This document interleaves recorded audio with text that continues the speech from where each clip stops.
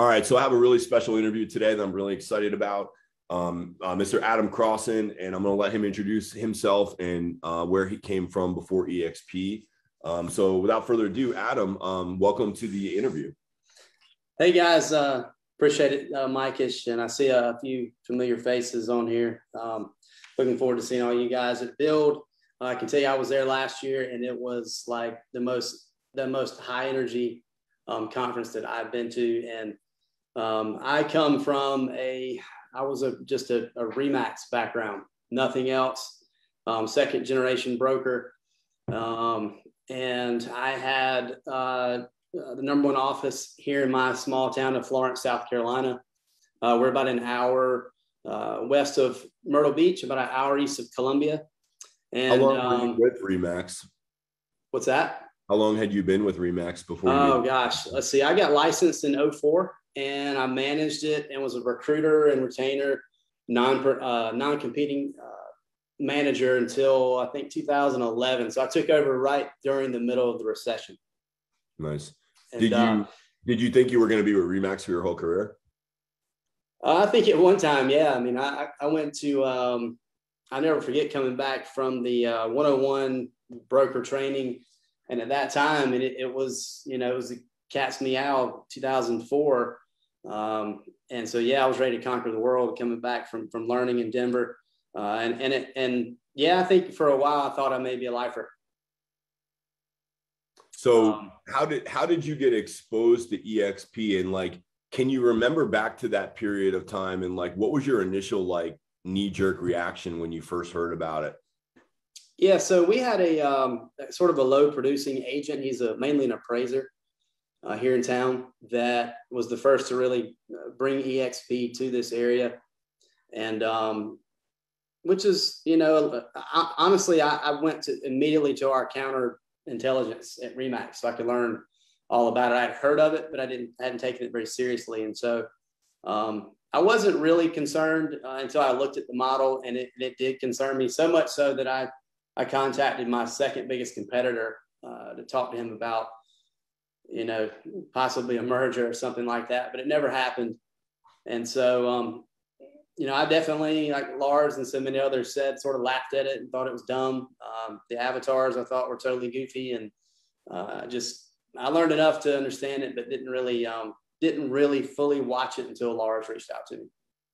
So Lars reaches out to you and he's like, "Hey, you got to look at eXp." And like, what was it that got you to change your opinion of it and actually take it seriously to where you wanted to move forward? Well, so, I mean, for those of you who don't know, I coached with Lars in boardroom at that time, I had actually taken a break from boardroom because I was going to use that revenue to hire some more staff for our team. And he sent the video and it said, "This is going to shock you." I think that was the title of it. And for me, it was the numbers, the display that he put up there for Rev Share. Because it spoke to me on a couple of different levels. My dad is still in the business and was looking for an exit strategy, so that was the first light bulb for me. But it was mostly seeing how the numbers compound, as you grow, and the illustration that he gave. So really, it was like this idea of Rev Share, and hey, we could create an exit plan for ourselves. It's interesting though, like the perspective that you have that most people don't have is you're like, second generation. Your dad's been in the business as a his whole career, right? Yeah, I think he's 40 plus years, maybe close to 50 actually. So your dad's been in the business forever. Like roughly, like how old is your dad, and like, what was he looking at for an exit plan before eXp? My dad's 75. I don't think he really, so I have an older brother that lives up in my hometown. I live about 3 hours away from them.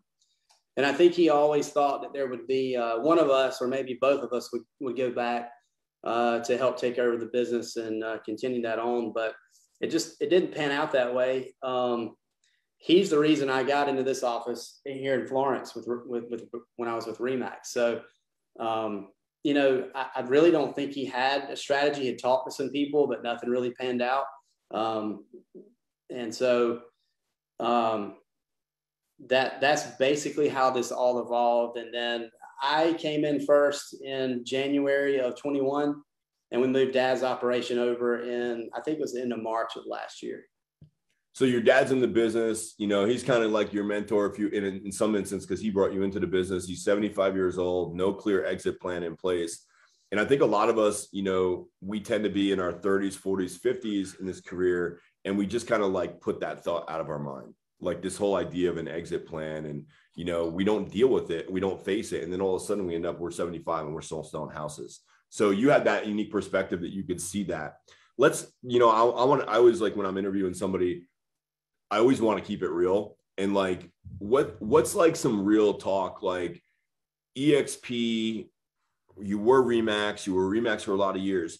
Is there anything that you can say that was better at Remax than at eXp? Like you spent time there, you spent time here now. Like, is there anything that you would say was better at Remax than at eXp? No, I'd say that really the only edge I think that they have that I believe is diminishing, kind of like the quote that you just said from Gary or whatever, KW at Inman. You know, they still keep that brand strong. That's, I don't know if we have any former Remax people here, but that's their thing. We all spend money each month when we were there to build that brand and promote it. But I honestly think, and I can think of one story for sure that will back this up. We had an agent that I helped bring on up in Anderson, South Carolina recently that closed a small brokerage, and she said, part of the reason I want to go to eXp is because I can't compete with what all it offers. And she said, I can see the awareness of it increasing so much that it's becoming a more recognizable brand. So I'm always like to give stories and examples like that. But I think that's what's changing with eXp, with this growth that we're having, is that it is becoming so recognizable, especially with all the top performing teams and people that are moving over. That's it. I mean, I think that's about the only thing that they have that is dying a slow death, as I would call it. Do you think the strength of that brand has more to do with value for them as an organization and retaining and attracting agents? Or do you think the strength of that brand translates to the experience and who the clients choose to buy or sell with? I think there's some evidence to back it up that the brand does, give some validity. I think it actually, and I've said this for the last several years, and in the last 2 years since I've been with eXp, I think those franchise models and those brands really help brand new agents because it validates them when they walk into a door if they're trying to go out for a listing. But I think it's reputation, people, clients and consumers, what have you, they work with you because of you mostly, I think, and your reputation in the industry, the success that you've had, and the word of mouth from past clients, that kind of thing. And then also the branding and marketing that you do on a local level.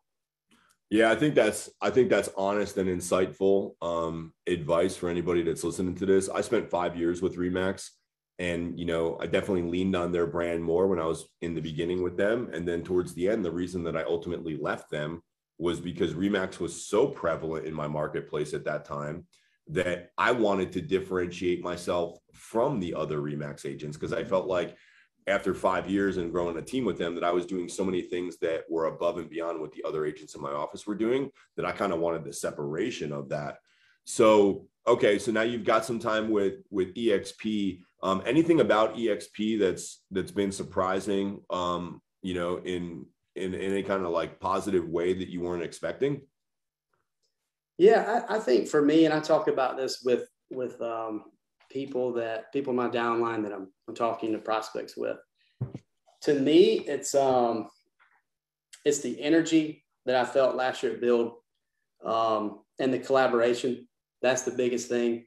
Coming from that model, maybe I wasn't as plugged in as I could have been. I was sort of disenchanted the last few years with Remax, but I love the fact that, I brought on a top performing team in a different market, and I'm learning things from them. I still own and operate a team of 13 agents here, and we're a mega icon team, but I'm learning from them. We're sharing things with each other.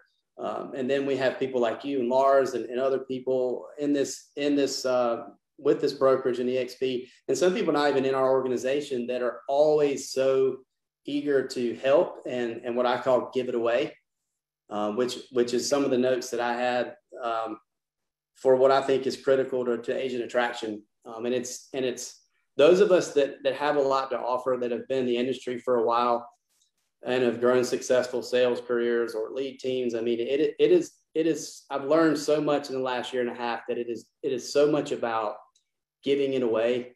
The information, the things that you've learned to help others, that is the key. And when I say give it away, video wise, content wise, and then also reaching out and being consistent, reaching out to the people you're trying to attract. It's helping them and being authentic and giving away things that you've learned that can help them grow their sales business. I would say that right there, that statement is the thing in my almost 2 years now with eXp that is universally across the company the most surprising to people that come into eXp, and the most consistent across agents of all levels and teams and brokers, is that this collaborative environment that we have is so abundant mentality focused. Like there's nothing else like it in the industry, because I feel like, yeah, you touched on something earlier about broker owners. Yeah. And I can tell you that they are not giving this type of, that you don't get this type of learning and interaction with people and top teams and leaders like this. I was really blown away by all the collaboration, for sure. That is definitely it. So if you were sitting down and it was just you and me in a room right now, and I was a Remax broker owner, and the walls were down and you could have just an open, honest conversation, what would you say to me as another Remax broker? Like, why do I need to look at eXp and come to eXp? Well, that's a really great question. For me, it was, I mean, there was some other different reasons I maybe wouldn't talk to you about, but, you know, I didn't want to get passed by.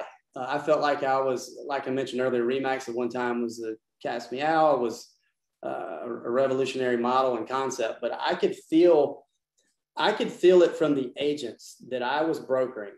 Okay. And I had a team and I had 22% market share. So I had my team, and then I had like 25, 30 independent agents. But I could sense that especially the independent agents were like, what is the value proposition for Remax anymore? Like, what is it? Because we had agents doing a lot of volume and transactions. I could feel it. I sensed it myself. And so I didn't want to become, and I want to pick on ERA or Century 21. I didn't want to become one of those dinosaurs. And I felt like Remax is just sort of still carrying the banner of that, hey, you know, we're home of the top performing agents. And I didn't really see much coming from the leadership in terms of trying to make things better and more better and more cohesive for teams, especially the monthly investment that each team member was charged each month. I just felt like they got to a point to where they're like, hey, we're Remax and we're the best. And I didn't see much after that. And I just did not want to be passed by. And I saw this as the disruptor in our industry. And you know, really all it took was having someone that I really trusted, like Lars. And then of course I had conversations with you. But whether they want to see it or not, it's time to at least be open enough to look at it and see why so many people are moving away from the traditional franchise model. Yeah, no, that's super honest. And I appreciate that in your perspective, because, you know, a lot of us have been at other brands, but I think fewer of us have actually owned other brands. And you being, you know, a franchise owner, you know, that creates with it a unique perspective that I think is really important for us to know about and for you to share. So thank you for that. I think at the end of the day, you said something earlier. What it really comes down to is it comes down to the value proposition. And whenever I'm approaching somebody, like, I never have like any kind of trepidation or anxiousness around talking to broker owners, franchise owners. All I want to do is I just want to share my eXp value proposition. And the way I think about it is this: You're doing you, and I'm not asking you to change what you're doing. I'm just asking you to sit down and learn about my value proposition, because at the end of the day, you're at whatever brand you're at, you still have to compete with that. And I'm going to give you a free, inside, in-depth look at what it is. And at the end of that conversation, one of two things are going to happen. You're going to realize and question your own value proposition, or at the very least, you're going to know more about a competing value proposition in the marketplace, which is going to give you more tools and arm you to do a better job at where you are. Neither of those two things are bad things. If there's something else that's better out there, wouldn't you want to know about it if it's in your industry? And if there's something else out there that's informative, that's taking over the industry as we are, we're growing 3 times faster than anybody else, wouldn't you want to know exactly how that's happening and what that's doing so that you could combat it on your own level? So that's just the approach that I take. I don't know if that's helpful to somebody listening. But Adam, before we kind of bring this interview to a close, is there anything else that you want to say, share, or like go over while we have this time? Yeah. So, I mean, when I was hired at Remax, as I mentioned, I was a non-competing, basically a hired gun just to recruit and retain agents. And I did it at a pretty high level. We went from like 14 agents to 42. Now that was from 05 to 07. So it was a pretty good time to be growing. And those of you that weren't in the industry then, it was not like it has been the last few years here, but it was a hot market then. And I think mostly about recruiting, or what they call it, or agent attraction, is really, a lot of it is who you are and what your value add is to them and what you can add to their business. I remember when I first started out with Remax, I would call it throwing up Remax, and I would do that.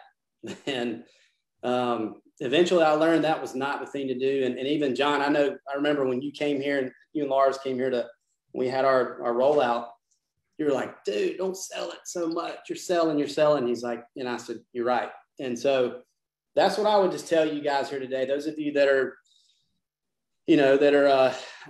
trying to attract agents, and you're going to run into some frustrations. But I can tell you that for most people, it is a marathon. It's not a sprint when it comes to recruiting or agent attraction. You're going to talk to very few people that just, when you talk to them, boom, they're ready. They jump over. Where do I sign up? It just doesn't really work that way. And I think it doesn't matter what brand or what platform that you're with.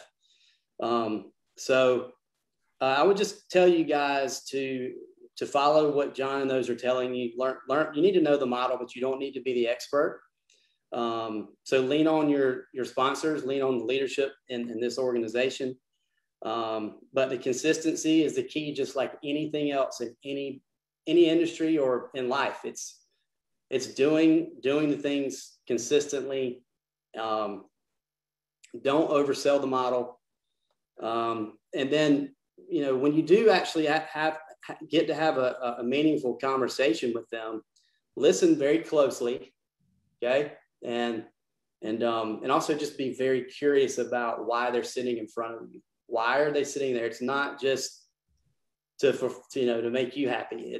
There's a reason. And if you ask, and if you're curious enough, they will tell you why they're sitting there.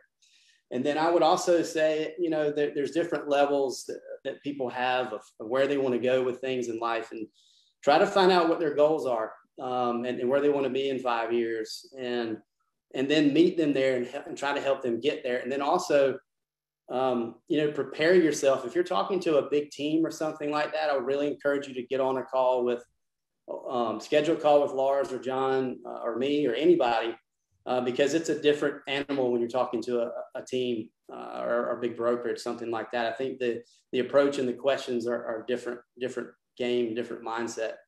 And so just remember that, I'll just leave you with this, that it is a marathon. It is not a sprint. It may take you a year. It may take you 2 years to get someone over to eXp. And so don't get discouraged. It's not easy. I don't care what anyone tells you. Recruiting is not easy. It's not. But the best advice I can give you is do videos, do some education on the social media footprints. Be consistent with nurturing these people and help them grow their business, and give the things that you're learning, give it away. that is it. That's awesome, man. I appreciate you so much. And there's so much wisdom in the words that you shared there. If people will just go back and replay this and really internalize what it is that you're saying, because I do think that sometimes we approach everybody the same way. And, you know, there's different strokes for different folks. Like if you're a brand new agent, like there's a message about eXp that's relative to them. And if you're a broker owner, there's different pain points that you have. So just appreciate you sharing openly and honestly. And, it's a pleasure to have you in our group, man. And I'm just excited about it. So getting a lot of good comments in the chat from you. And thank you so much for taking time out of your day to be here with us today. Yeah. And I'll say this too. I'm looking forward. I see Greco and some others, but I'm looking forward to meeting everybody. I'll be at Build. And man, if you hadn't been, it's high energy. So looking forward to seeing everybody. And thanks for having me. Yeah, man.